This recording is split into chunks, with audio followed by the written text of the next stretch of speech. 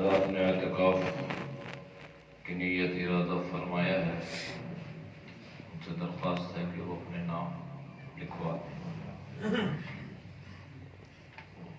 نماز تراویح میں 24واں پارہ تلاوت کیا گیا، اس سے پیچھے 23ویں پارے میں چند صورتیں کل تلاوت کی گئی تھی، جس میں سورہ یاسین بھی ہے۔ سورہ یاسین کو نبی کریم صلی اللہ علیہ وسلم نے قرآن کریم کا دل قرار دیا۔ آپ نے فرمایا کہ ہر چیز کا دل ہوتا ہے، کہ انسانی زندگی کا انحصار اس کے دل پر ہے۔ دل چل رہا ہے، دھڑک رہا ہے تو زندگی ہے۔ دل نے جب دھڑکنا چلنا بند کر دیا تو زندگی ختم۔ اسی طرح اللہ کے نبی نے جو قرآن میں سورہ یاسین کو قرآن کا دل قرار دیا، تو اس سے مراد یہ ہے کہ اس میں اللہ نے وہ احکامات، وہ واقعات، وہ چیزیں بیان فرمائی ہیں جو انسانی زندگی اور بالخصوص اہل ایمان کے لیے اس طرز عمل کو اپنانا ضروری ہے۔ جب وہ طرز عمل اپنائے گا تو اسی پر چل کر اس کی زندگی کامیاب اور بہترین گزرے گی۔ تو سورہ یاسین میں اللہ نے ایک تو آپ صلی اللہ علیہ وسلم کی نبوت بیان فرمائی ہے، اِنَّكَ لَمِنَ الْمُرْسَلِينَ۔ جس طرح گزشتہ انبیاء علیہ السلام گزرے ہیں، اسی طرح آپ بھی اللہ کے نبی ہیں اور آپ بھی مرسلین بھیجے ہوں میں سے ہیں۔ تو یہ جو اعتراض تھا آپ صلی اللہ علیہ وسلم کی نبوت پر، اللہ نے اس اعتراض کو اِنَّكَ لَمِنَ الْمُرْسَلِينَ فرما کے اس اعتراض کا رد فرمایا ہے۔ اس میں اللہ نے ایک اللہ والے کا ذکر فرمایا ہے۔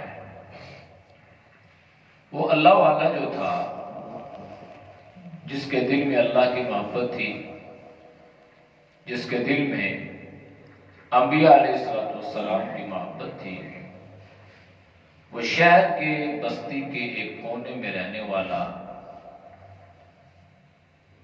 کپڑے سینے والا، تو لیکن اللہ نے اس کو عجیب موت عطا فرمائی۔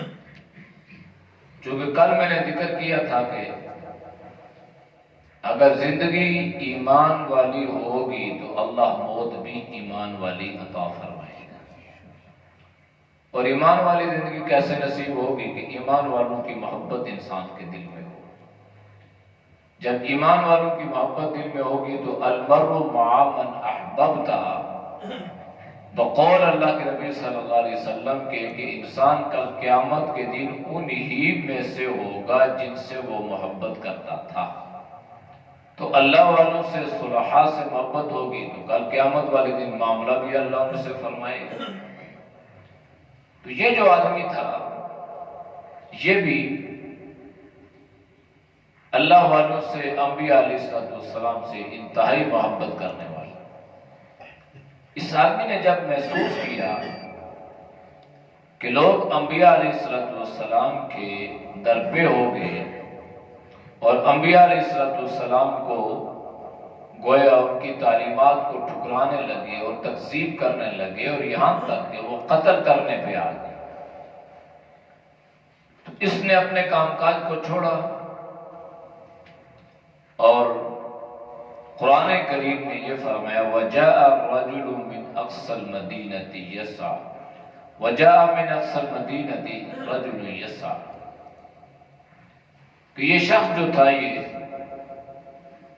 شہر کے ایک کنارے میں رہنے والا تھا، تو رجل یسعیٰ یہ دوڑتا ہوا آیا، اور آ کے اپنی قوم سے کہنے لگا یا قومی، اے میری قوم، اتبعوا المرسلین، انبیاء کی اتباع کرو، ان کے نقش قدم پہ چلو، اور یہ بھی ذہن میں رکھو اتبعوا من لا یسألکم اجرا،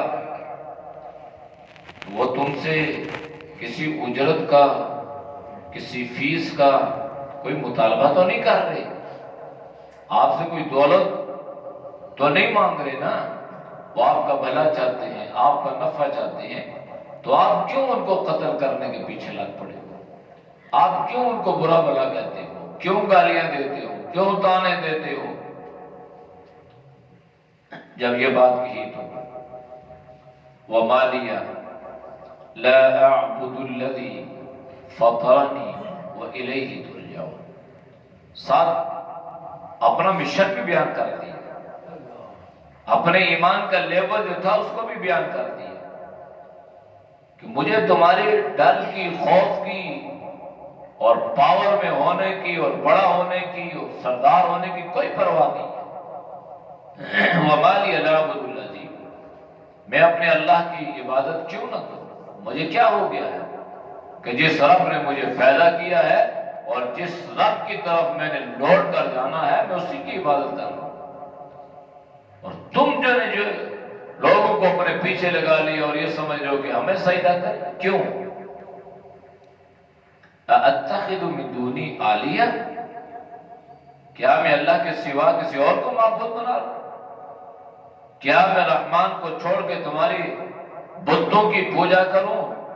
لا تغنی عنی شفاعتهم شیئا ولا ينقذون، جن کے بس اور اختیار میں کچھ بھی نہیں ہے، جو خود ضعف طالب والمطلوب ہے، جو خود کمزور ہے، جو خود بننے میں اور صاف ہونے میں آپ کے محتاج ہے، کیا میں اللہ کو چھوڑ کے ان کی عبادت یا بندگی کروں؟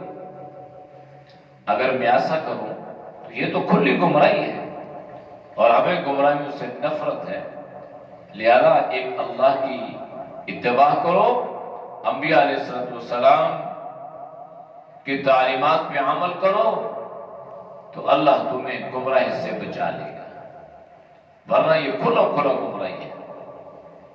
اور یہ بھی سن لو انی آمنت بربکم فاسمعونی، غور سے سنو کہ میں اپنے رب پہ ایمان لا چکا ہوں، اور میں اپنے رب کی تعلیمات پہ عمل کرنے والا ہوں، اور انبیاء علیہ السلام کی تعلیمات پر ایمان لا کے اللہ کے احکامات کو بجا لانے والا ہوں۔ اب ہوا یہ کہ قوم نے انبیاء کو چھوڑا، اس اللہ والے کو پکڑا، اور یہاں تک اس کو شہید کر دیا۔ یہ جو وطیرہ ہے یہ شروع سے ایسا ہی ہے، حالانکہ یہ تو بنی اسرائیل کا واقعہ ہے، اس زمانے میں بھی لوگ اللہ والوں کے دشمن تھے، اور اب بھی ہے، مختلف زمانے میں مختلف نام، مختلف القابات، مختلف طعنے۔ اب جب یہ اللہ والا شہید ہو گیا تو عجیب معاملہ یہ ہوا کہ جب یہ شہید ہو رہا تھا، قوم اس کو مار رہی تھی، تو اللہ پاک نے اس کے سامنے سے پردے ہٹائے اور یہ جنت کو اپنی آنکھوں سے دیکھ رہا تھا۔ قیل ادخل الجنہ، اللہ نے اسے فرمایا کہ یہ جنت میں داخل ہو جائے، یہ جنت تمہارے لیے ہے۔ قال یا لیت قومی یعلمون، جب اس نے جنت کو دیکھا تو اس وقت اس نے افسوس کیا اپنی قوم پر، اور کہنے لگا کاش میری قوم میری بات کو جان لیتی، کاش میری قوم سمجھ جاتی، کاش میری قوم انبیاء علیہ السلام کو یوں قتل نہ کرتی، اور انبیاء علیہ السلام کے ماننے والوں کی دشمن نہ بن جاتی۔ بما غفر لی ربی وجعلنی من المکرمین۔ اب یہ جنت کو دیکھ کے دنیا میں اللہ والا یہ کہہ رہا ہے کہ کاش میری قوم اس کو جان لیتی کہ میرے رب نے مجھے معاف کر دیا اور میرے رب نے مجھے بڑا مکرم اور بڑا محترم بنا دیا، مقامین، باعزت بنا دیا، عزت والوں میں بنا دیا۔ تو یہ نظارہ اللہ نے اس کو جنت کا دکھلا دیا کہ یہ جنت ہے اور تمہارا یہاں پر یہ سٹیٹس ہے، یہ مقام اور مرتبہ ہے۔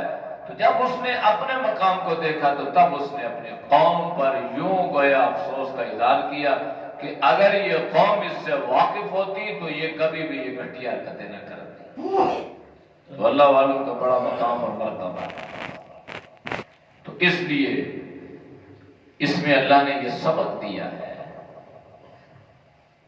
کہ انسان کو چاہیے کہ وہ اپنی زندگی یوں گزارے کہ ایک تو وہ خود اللہ کی تعلیمات پہ عمل کرے اور دوسرا لوگوں کو اللہ کے راستے پر لانے کی محنت کرے۔ یعنی ایک انسان خود اچھائی پہ ہے تو اسے چاہیے کہ لوگوں کو بھی اچھائی پہ لانے کی محنت کرے۔ انسان محنت کا مکلف ہے، نتیجے کا مکلف نہیں ہے کہ کوئی آپ کی بات مانے یا نہ مانے۔ آپ کی یہ ذمہ داری نہیں ہے، ہماری یہ ذمہ داری نہیں ہے۔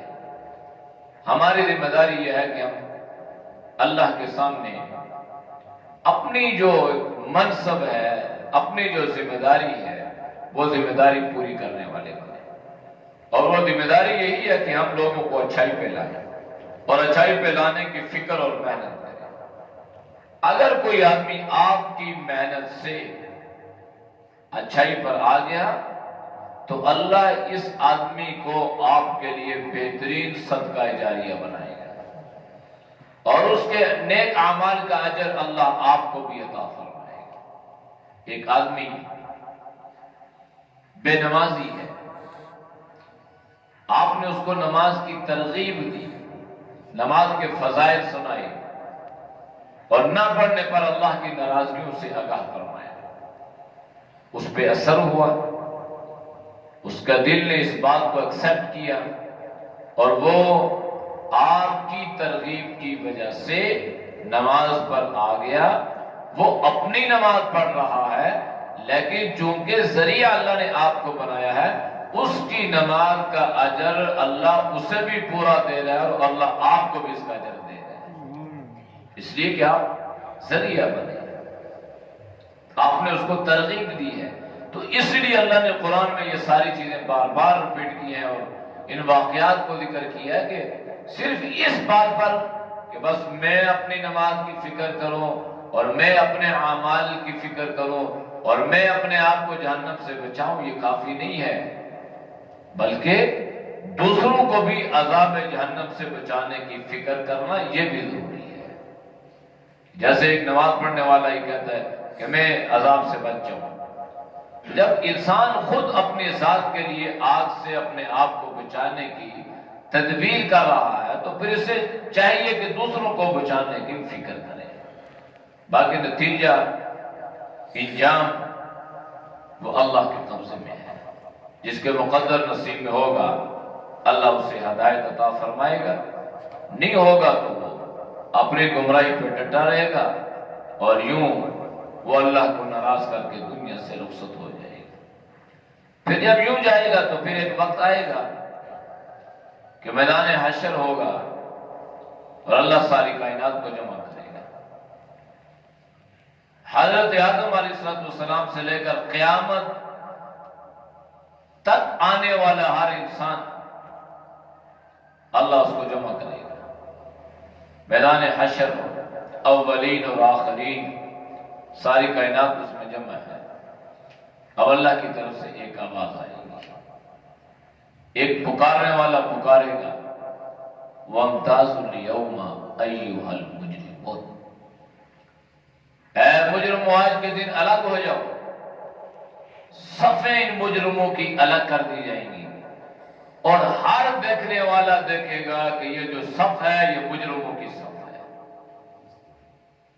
اور ان پہ اللہ ذلت کو مسلط کر دے گا اور ان کی آنکھیں مارے شرم کے جھک جائیں گی اور ان کو اپنے رشتہ دار، دوست، عزیز و اقارب اپنی آنکھوں سے دیکھ رہے ہوں گے کہ جناب یہ تو اللہ کا مجرم تھا، یہ تو اللہ کا باغی تھا۔ صحابہ فرماتے ہیں کہ یہ جو آیت ہم پڑھتے ہیں تو پھر اس کو اپنے اوپر کہ خدا نہ خواستہ کل ایسا نہ ہو کہ اللہ کی طرف سے جب یہ آواز لگے تو نہ چاہتے ہوئے بھی ہمیں اہل ایمان سے الگ کر کے مجرموں کی صف میں کھڑا کر دیا جائے۔ تو یہ جس کو اللہ نے اس صف میں کھڑا کر دیا وہ ذلیل و رسوا ہو گیا۔ جب اللہ کی طرف سے یہ اعلان ہوگا تو اللہ ان سے پوچھے گا الم عہد الیکم یا بنی آدم اللہ تعبدوا الشیطان انہ لکم عدو مبین۔ اے بنی آدم یہ بتاؤ کیا میں نے آپ سے یہ بات نہیں کہی تھی کہ شیطان کی عبادت نہ کرنا، شیطان کے جھانسے میں نہ آنا، شیطان کی اتباع نہ کرنا؟ کیوں؟ اس لیے انہ لکم عدو مبین، وہ تو تمہارا دشمن ہے، اور اتنے بیوقوف ثابت ہوئے کہ اپنے دشمن کی چالوں میں آ گئے۔ یہاں تو دنیا میں اگر کوئی آدمی معمولی سی غلطی پہ ہماری اس کے ساتھ کوئی اونچ نیچ ہو جائے تو ہم تو اس کو منہ نہیں لگاتے، یہ تو ہمارا دشمن ہے۔ لیکن عجیب بات یہ ہے کہ شیطان کی دشمنی واضح بھی ہے لیکن پھر بھی انسان اس کو اپنا دوست بنائے ہوئے ہے۔ اور کل قیامت والا دن جب انسان یہ عذر پیش کرے گا یا اللہ ہم تو خود گمراہ نہیں ہوئے، ہمیں تو اس نے گمراہ کیا، ہم تو شیطان کے جھانسے میں آ گئے، تو شیطان کیا کہے گا؟ شیطان کہے گا، قرآن یہ کہہ رہا ہے، شیطان یہ کہے گا یا اللہ ان لوگوں نے تیرے سچے وعدوں پہ یقین نہیں کیا اور میرے جھوٹے مکر و فریب کے وعدوں پہ یقین کر لیا۔ اللہ کا وعدہ سچا ہے اور شیطان کا وعدہ جھوٹا ہے۔ الشیطان یعدکم الفقر ویأمرکم بالفحشاء واللہ یعدکم مغفرۃ منہ وفضلا۔ تو یہ اللہ ہم سے پوچھے گا کہ میں نے آپ کو کہا نہیں تھا شیطان دشمن ہے، اس کی دشمنی سے بچنا، یہ کبھی دوست بن کے آئے گا کبھی دشمن بن کے آئے گا، یہ دوستی کی صورت میں آئے تب بھی دشمن اور یہ دشمنی کی صورت میں آئے تب بھی دشمن۔ اس کا ظاہر اور باطن اور اس کا پورا منصوبہ انسان کو گمراہ کرنا ہے۔ اس لیے حضرت امیر معاویہ رضی اللہ تعالی عنہ کے حوالے سے روایت ہے کہ شخص نبی نہ تھے تو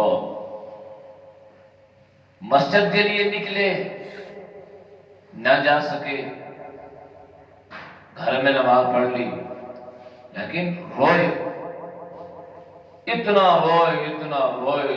روئے کہ اللہ پاک نے ان کے گناہوں کو معاف رکھ دیا۔ دوسرا دن ہوا تو پھر جانے لگے تو دیکھا کہ آدمی انگلی پکڑی تو سیدھا مسجد میں ساتھ لے گیا۔ تو پوچھا کہ بھائی تم ہو کون؟ تعارف تو کرواؤ۔ تو یہ مسجد کے گیٹ سے کہنے لگا کہ میں شیطان ہوں۔ ان کو بڑا تعجب ہوا کہ شیطان کا کام تو روکنا ہے اور یہ شیطان مجھے مسجد میں لے کے آ رہے ہیں۔ تو پوچھا کہ بھائی خیر تو ہے، تمہارا کام تو مجھے روکنا تھا، اللہ سے اور نماز سے دور کرنا تھا، اور تم مجھے مسجد میں لے آئے نماز کے لیے، باجماعت کی ادائیگی کے لیے۔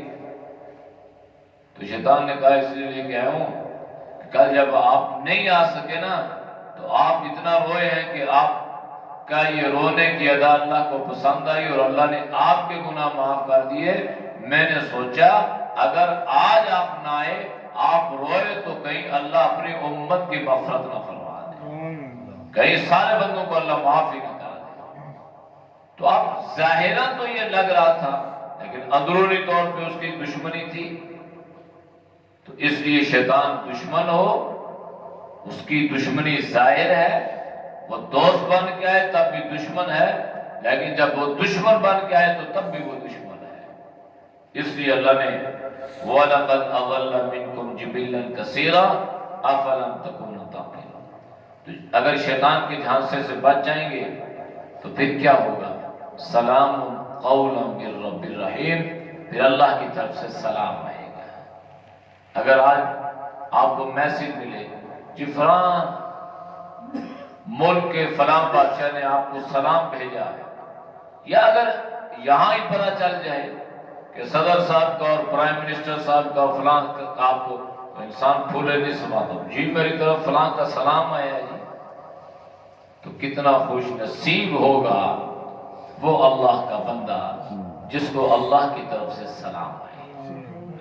سلام قولا من رب الرحیم، پھر سلام آئیں گے اللہ کی طرف سے، اور قولا من رب الرحیم اللہ نے فرمایا رب رحیم کی طرف سے سلام ہے، اس رب نے آپ کے اوپر رحم فرمایا ہے اور آپ کی چھوٹی موٹی خطاؤں کو اللہ نے معاف کر کے آپ کو اللہ نے جنت کا داخلہ اللہ نے آپ کے لیے آسان کر دیا ہے۔ اس لیے زندگی ایمان والی ہوگی تو موت ایمان والی ہوگی، تو جب موت ایمان والی ہوگی تو اللہ کی طرف سے رحمتوں اور سلامتی کا نزول ہوگا۔ اللہ ہم سب کے اس پر عمل کی توفیق نصیب